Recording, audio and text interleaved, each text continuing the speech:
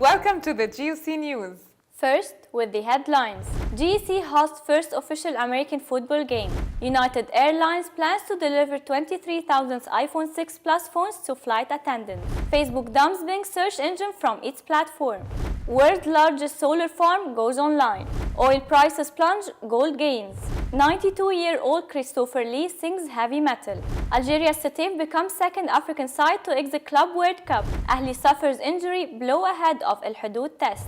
Ridley Scott originally refused to make Exodus Gods and Kings. Now the news in full. GUC has hosted the first official American football game in Africa between Egypt and Morocco on December 13th for the African Championship title, which qualifies the winner to the World Cup in Stockholm's 2015. The game, which ended up by Egypt losing to Morocco and played at the GUC's campus, came more than a year after the official recognition of the Egyptian League of American Football by the International Federation of American Football. There are only 3 recognized federations in Africa: Egypt, Nigeria, and Morocco. Morocco won 26-6 and became the first African representative at the World Championship. U.S. airline United Airlines has announced plans to deliver 23,000 iPhone 6 Plus sets to its flight attendants to use as onboard cash registers and eventually to store their safety manuals, replacing paper ones.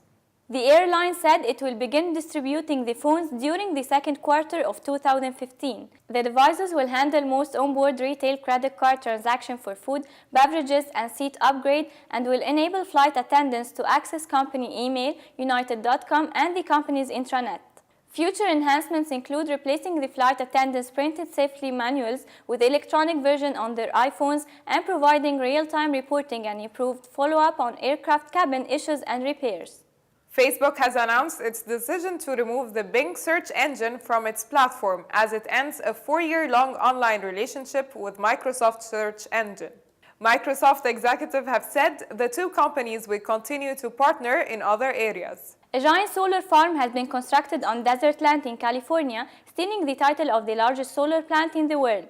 The farm, which is called Topaz, recently went online after its final 40 megawatt phase was completed, making it the first 500 plus megawatt solar plant to be up and running in the US. Topaz consists of a huge 9 million solar panels across 9.5 square miles of land.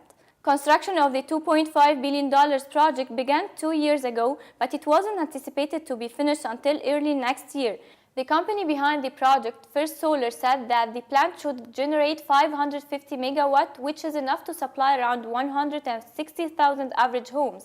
What's more, it will also display 377,000 tons of carbon dioxide each year.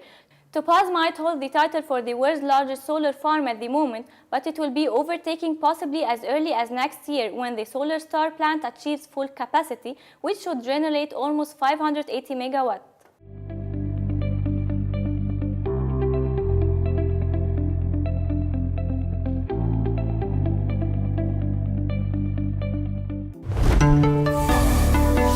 Global oil prices has extended its collapse to fresh 5 years low points, while gold won support from its status as a haven investment in times of economic unrest. European stock markets got dragged down by oil's plunge and renewed concerns over the Eurozone economy. The European Central Bank pumped more liquidity into the financial system recently via private sector loans, but analysis said uptake by banks was disappointing and increased pressure for it to do more. At the age of 92, British actor Christopher Lee has released his third Christmas album, Darkest Carols Faithful Sing, on which he sings Christmas carols in a heavy metal style.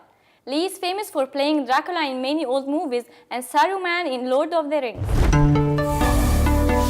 Algeria's ES Sétif became the second African outfit to be eliminated from the FIFA Club World Cup in Morocco after slumping to a surprise 1-0 loss to New Zealand part-timer Auckland City. Sétif mounted the late attack but were largely toothless as Auckland City reached the semi-final for the first time in 6 appearances in the annual tournament that comprises the continental champions. Auckland will face South America champion San Lorenzo in the last 4 as Sétif's first Club World Cup adventure ended. Sotif qualified for the tournament after winning the African Champions League at the expense of Congo's AS Vita club last month. هكذا الهدف جاء مبكر من امضاء تيم باين.